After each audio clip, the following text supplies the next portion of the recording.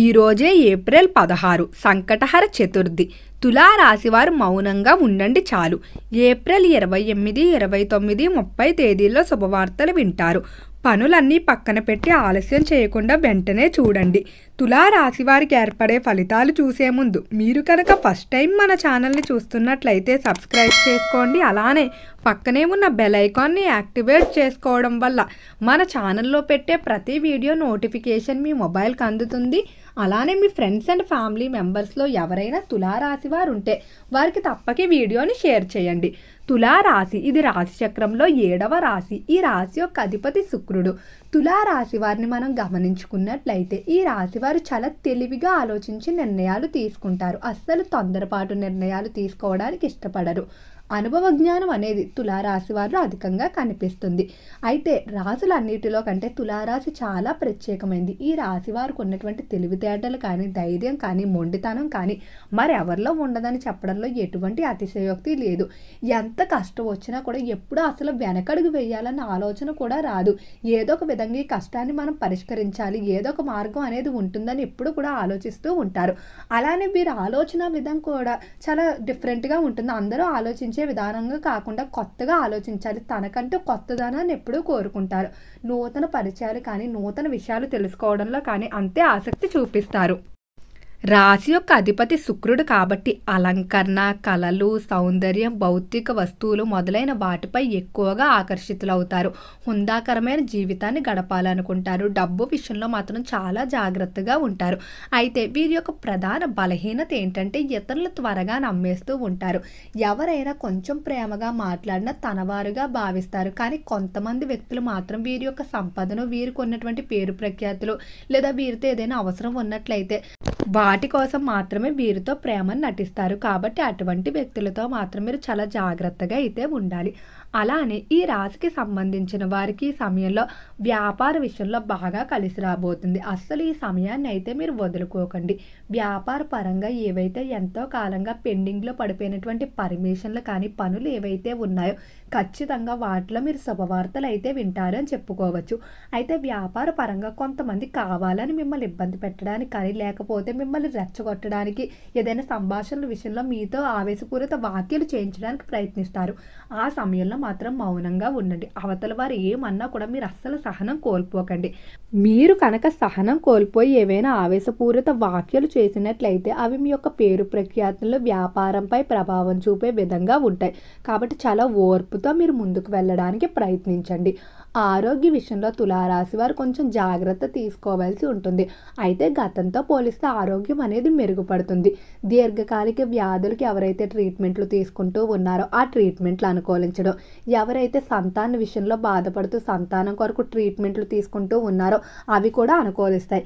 అయితే ఆరోగ్యపరంగా మీరు జీవన విధానంలో మార్పు చేయాలి. బలమైన ఆహారం తీసుకోవడం, సమయానికి నిద్రపోవడం, అనవసరమైన ఒత్తిళ్లు, అనవసరమైన టెన్షన్లు తీసుకోకుండా ముందుకు వెళ్ళవలసి ఉంటుంది.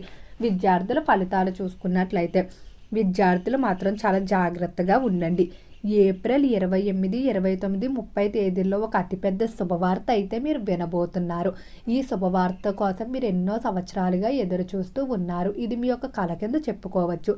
అయితే ఈ సమయంలో మీకు కొన్ని పరిచయాలు ఏర్పడతాయి. కొత్త ప్రదేశాలకు వెళ్ళడం, అక్కడ పరిచయాలు అనేవి కొన్ని మిమ్మల్ని తప్పుదారిలోకి నెట్టే విధంగా ఉంటాయి.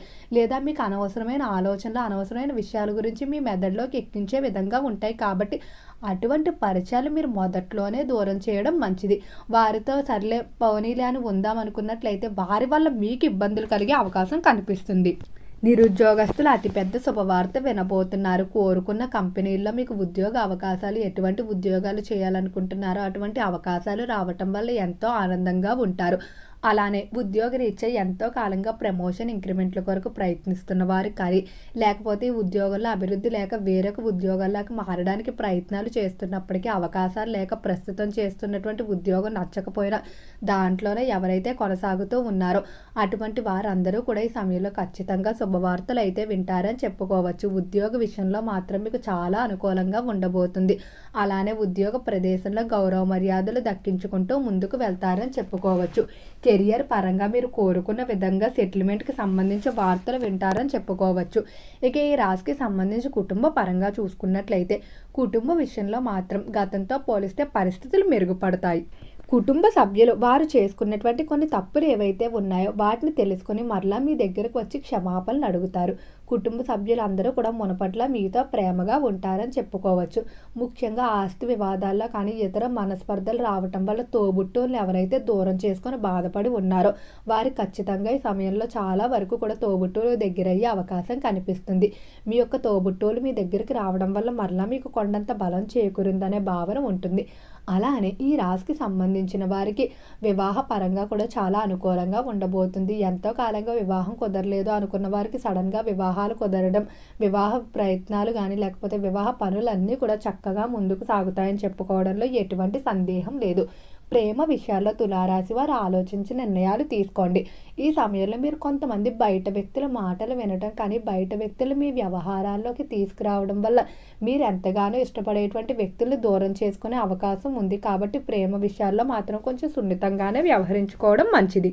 తులారాశికి సంబంధించి ఎవరైతే రాజకీయస్తులు ఉన్నారో రాజకీయ పరంగా తులారాశి వారికి బాగానే కలిసి రాబోతుంది. రాజకీయ విషయంలో కోరుకున్న విధంగా అభివృద్ధిని అయితే చూస్తారని చెప్పుకోవచ్చు. అలానే రాజకీయస్తులు చేసేటువంటి దూర ప్రాంత ప్రయాణాలు అనుకూలిస్తాయి. మీరు వేసుకున్నటువంటి ప్రణాళికల పరంగా పనులు అనేవి జరగటం వల్ల మరింత ఆనందంగా ఉంటారు.